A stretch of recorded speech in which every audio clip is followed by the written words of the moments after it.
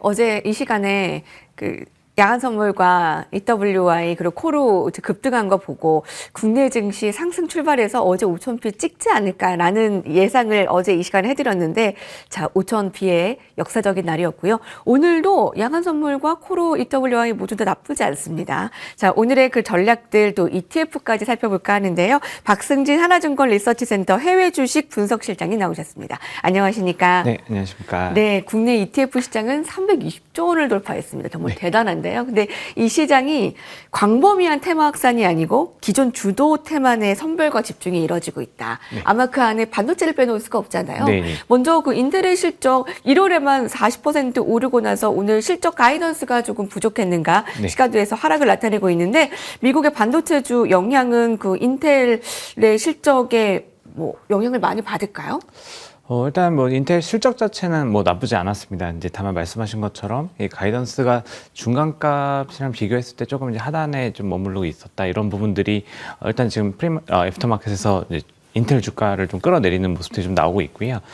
지금 어쨌든 인텔 같은 경우는 사실 어떻게 보면 후발주자로서 이제 경쟁력을 좀 확보하면서 따라갔어야 되는 이런 그림들이었는데 약간 좀 가이던스에서 좀 부족한 부분들이 있었기 때문에 조금 이제 약간의 투자 심리 쪽에 이제 영향을 좀 줄 수 있는 부분들은 있지만 사실 이게 전체적인 그림에서 본다라고 하면은 이 반도체 쪽은 이 공급 사이드 측면에서 봤을 때 이 공급 사이드에서의 이 수요와 공급 측면에서 이 수요가 훨씬 더 초과 수요를 좀 형성하고 있는 분야인 거는 명확한 부분이기 때문에 오히려 지금 최근에 이제 투자가 활발하게 되고 있고 적극적으로 더 확장 기조를 좀 보이고 있다라는 사실들 이런 것들을 본다라 하면은 사실 이게 업황 전체에 대한 평가를 가져가기보다는 어떻게 보면 좀 개별적인 좀 이제 종목의 그러니까 인텔 주가에서 가이던스의 실망감들은 개별 종목의 움직임들로 조금 더 강하게 좀 반영될 가능성이 높다라고 보시는 게 맞는 것 같습니다. 다행입니다. 이 가이던스 실망감은 개별 종목에 조금 영향이 끝날 것이지 이게 반도체 업황으로 다 가지는 않을 것이다. 조금 더 긍정적인 시각을 가져가면 되겠고요. 코스피 탑3가 이끈 5,000포인트, 4,000피를 달성한 게 그 지난해 10월이었는데 굉장히 빠른 속도로 3개월 만에 5,000포인트를 달성을 했으니 그럼 이제 다음에 허들인 6,000포인트는 언제 가겠느냐라는 부분에 벌써 우리는 시선이 가 있습니다. 코리아 디스카운트에서 코리아 프리미엄을 이뤄내기 위한 산을 우리가 좀 같이 좀 잘 넘었으면 좋겠는데 같이 좀 넘어볼까요? 어떤 것들 넘어야 되는지? 네, 일단 말씀하신 것처럼 삼성전자, 하이닉스, 그리고 또 현대차, 그러니까 탑3 시가총액 상위 이제 기업들이 이끌고 가고 있는 시장인 거고요. 이게 의미하는 바는 사실 뭐 명확합니다. 이게 실적에 대한 기대치들이 좀 부각되고 있다라고 보시면 될 것 같고 사실 작년 같은 경우에 처음 코스피가 올라올 때는 이 밸류 프로그램부터 시작해서 이 디스카운트에 대한 해소 부분들, 그러니까 결국은 이 정책 방향들이 유도를 하는 방향성에 대한 평가를 했다라고 하면은 작년 하반기부터는 어떻게 보면 이제 실적 장세, 그 실적에 대한 기반에서 이제 상승하는 그림들로 나타나고 있다라 보시면 될 것 같고요. 지금 이제 12개월 선행 기준으로 이제 PR 수준에서 보면은 일단은 뭐 여전히 매력도가 높은 레벨에 좀 놓여 있다고 네. 보고 있습니다. 그래서 이게 또 어쨌든 주가가 올라가지만 그만큼 실적 추정치들이 상향 조정되고 있기 때문에 나타나는 현상으로 보시면 될 것 같고요. 뭐 최근에 정책 당국 같은 경우는 뭐 좀비 기업 퇴출이나 뭐 이렇게 주주환원 절차 정책들을 확대하는 이런 방향성들을 확실히 또 보여주고 있기 때문에 이런 조치들과 실적 기반의 움직임들이 같이 조합이 된다라고 하면은 이 전체적인 방향성 자체는 일단은 뭐 다음 레벨까지도 한번 기대해 볼 수 있는 영역으로 좀 보시면 좋을 것 같습니다. 아직도 그 저평가의 시각은 여전하고요. 지금 ETF로 그 변동성은 조금 최소화하고 수익은 좀 극대화하려는 전략들의 투자자분들이 굉장히 많잖아요. 그러니까 주식을 안 하시는 분들도 ETF는 꼭 합니다. 그럼 네. 반도체 ETF에 대해서 네. 전략을 좀 어떻게 가져가면 될까요? 반도체 ETF 같은 경우도 조금 최근에 보면은 그 집중되는 부분에서 확산되는 그림들이 계속 나오고 있고요. 이게 또 일단 반도체 기업들도 사실은 이제 경쟁이 좀 치열해지는 과정들. 사실 뭐 이 기업들로 뭐 하나씩 본다라고 하면은 사실 뭐 예를 들어서 보면 엔비디아나 AMD 같은 경우가 엔비디아 같은 경우는 조금 이제 탄력이 좀 둔화되면서 무거워지는 움직임, 상대적으로 무거워지는 그림들이 있다라고 하면은 AMD는 조금 더 가볍게 움직이는 이제 사실은 이제 기대하는 바들이 엔비디아는 생태계 전반에 대한 기대치고, 그다음에 이제 AMD는 조금 더 이 좀 후발주자로서 어떻게 보면 좀 2위에서 치고 나오는 이런 그림들을 좀 기대하고 있기 때문에 나타나는 현상으로 보시면 될 것 같고, 우리나라 같은 경우 특히 이제 반도체 ETF 같은 경우에 뭐 최근에 여러 가지 종목들이 많이 상장되어 있습니다. 그래서 국내 반도체 같은 경우는 뭐 HBM 쪽, 온디바이스 AI 쪽, 파운드리의 영역 이런 부분들을 좀 같이 집중해서 보실 수가 있고, 이런 종목에 좀 이제 최적화된 종목들로는 뭐 코텍스 AI 반도체, 그리고 또 에이스에서 나온 AI 반도체 포커스 이런 종목들을 한번 좀 살펴보실 수 있을 것 같고요. 이런 것들은 사실 이제 미국 종목 같은 경우는 속슬 같은 뭐 세버 레버리지나 우리나라도 반도체 2배 레버리지 ETF는 있습니다. 그래서 이런 종목들을 보실 수도 있고, 사실 미국 글로벌 공급망에 대해서 아까 말씀드린 뭐 엔비디아부터 시작해서 TSMC, 브로드컴 이런 좀 수급 쪽에서의 모멘텀들 꾸준히 가져갈 수 있는 기업들 보신다고 하면은 코텍스 미국 AI 반도체 탑3 플러스 이게 최근에 나온 종목인데 핵심 종목들 10개로 압축한 ETF이기 때문에 이런 것들 한번 살펴보시면 좋을 것 같습니다. 네.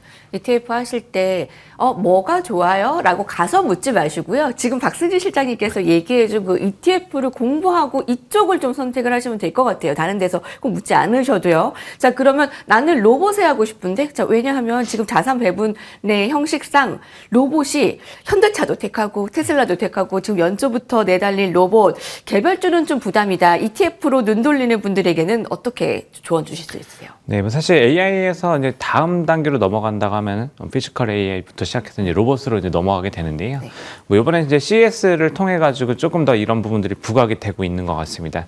그래서 사실 뭐 관련 종목들도 주가가 좀 많이 올라와 있기 때문에 사실은 이제 한 종목을 선택하기가 조금 어려울 수 있는 부분이라고 생각하신다고 하면은 사실 이제 국내 로봇 쪽은 이제 기업들 중에 이제 선도하는 기업들 또 그리고 또 글로벌 부품사까지 같이 이제 포트폴리오에 담고 있는 종목들이 뭐 코덱스 로봇 액티브 그리고 또 코엑트의 글로벌 AIN 로봇, 뭐 타이거 코리아 휴머노이드 로봇 산업 이런 ETF들이 이제 글로벌이나 또 이제 국내 기업들을 또 같이 포트폴리오 넣어놓은 ETF라 보시면 될 것 같고요.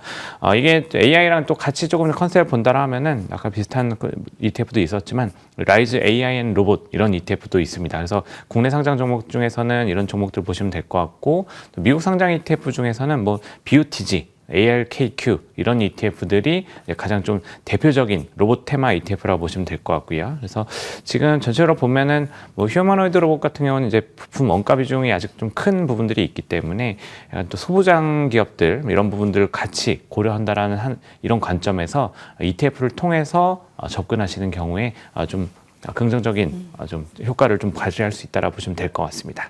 많은 ETF 가운데 그 로봇 ETF도 요새 너무나 많이 무궁무진하게 늘어나기 때문에 좀 선별이 필요합니다. 지금 글로벌 ETF 담당 실장님과 함께하고 있습니다. 지금 너튜브에서도 알아봐 주시네요. 네, 고맙습니다.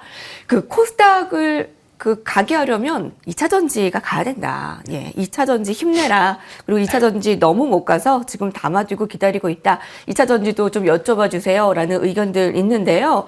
예, 어제 이제 급등이 정말 신호탄이 될 수 있을까도 궁금하고 또 전략도 좀 세워주신다. 뭐 사실 2차 전지는 굉장히 또 그동안 힘들었던 말씀하신 것처럼 이제 캐즘 현상이 나타나면서 정말 이제 기대치에 이제 따라가야 되는 이런 좀 거리가 좀 멀었었기 때문에 좀 힘들었었던 좀 산업군이라고 보시면 될 것 같고 섹터라고 보시면 될 것 같고요. 이게 지금 이제 휴머노이드 로봇이랑 또 그리고 또 뭐 더 확장해서 보면은 이 로보택시까지 해서 좀 새로운 수요처에 대한 기대치들을 좀 확장하면서 반등을 좀 하고 시도에 나서고 있다라 보시면 될 것 같습니다. 뭐 아무래도 아시다시피 이게 로봇 같은 경우는 이 전력 소모도 크고 그다음에 이제 약간 이제 고밀도의 에너지 저장 장치가 필수적으로 필요하기 때문에 2차 전지가 이제 그 기존에는 어떻게 보면 이제 전기차 중심으로 저희가 이제 해석을 했다라고 하면은 이제는 로봇이나 뭐 저장 장치 전체적으로 지금 핵심의 인프라로 다시 이제 정의가 되고 있다 이렇게 좀 정리해서 보실 수 있을 것 같고요. 뭐 이런 과정에서 본다고 하면은 다음 스텝으로 좀 넘어가는 기대치들이 충분히 좀 형성될 수 있다라 보시면 될 것 같습니다. 이게 시장에서도 이제 지금 기존 배터리셀 업체 중심에 이제 투자해서 이제 AI 로봇이나 이 자율주행 모멘텀들을 동시에 가지고 있는 아까 뭐 말씀도 주셨지만 현대차 그룹주 또 로봇 부품사들이 포함된 ETF들을 좀 살펴봐야 된다라고 좀 말씀을 드릴 수 있는 이유라고 보시면 될 것 같고요. 이게 구체적으로 보면은 이 배터리 기술력 그리고 또 이 로봇 하드웨어에 대한 부분들, 또 같이 이제 경쟁력을 갖춘 기업들 이런 부분들을 좀 보실 수 있는데 이것도 사실 이 기업을 픽하기가 좀 어려운 부분들이 있다고 하시면은 2차 전지 산업 ETF들이 또 상당히 좀 많이 상장이 되어 있습니다. 특히 이 우리나라 ETF 시장이 특히 이 테마에 굉장히 민감한 부분들을 보여주기 때문에 우리나라에서 이제 선택하실 수 있는 선택지들이 충분히 있다라 보시면 될 것 같고요. 이것도 마찬가지로 뭐 코덱스 2차 전지 산업, 이것도 2차 전지로 검색하시면 많은 종목들이 나오실 거고 네. 뭐 라이즈 2차 전지 탑 10, 요건 조금 더 10종목으로 집중하는 포트폴리오. 그리고 최근에 나온 종목에서 조금 이제 2차 전지랑 확장해서 ESS까지 좀 더 좀 집중해서 본친다라고 하면은 이 코엑트 수소전력 ESS 인프라 액티브 이런 것들이 이제 최근에 상장된 ETF인데 예, 최근에 상장된 ETF는 아무래도 이 최근의 트렌드들을 또 반영하고 있다. 이런 그림들도 한번 보시면 좋을 것 같습니다. 예, 최근에 트렌드가 반영된 것까지 2차 전지가 배터리 셀에서 집중해서 벗어나 로봇까지 좀 눈을 돌리면서 이제 좀 관심이 더 커지고 있네요. 네, ETF와 관련한 글로벌 ETF의 모든 것 박승진 실장님과 함께 하시면 되겠습니다. 지금까지 박승진 하나증권 리서치센터 해외 분석 실장님과 함께했습니다. 고맙습니다. 감사합니다. 네, 한국 증시 개장 70년 만에 정말 오뚜기 저력을 보여준 5,000포인트. 한국 증시에 지금 오늘날 시총 30만 배 불려진 이 상황에서 여러분들 어떠한 지금 전략과 수익 나고 계신지요? 오늘 좋은 성적구 거두시고요. 올해 여러분들 아주 좀 좋은 성과 나셨으면 좋겠어요. 오늘도 화이팅 하십시오. 고맙습니다.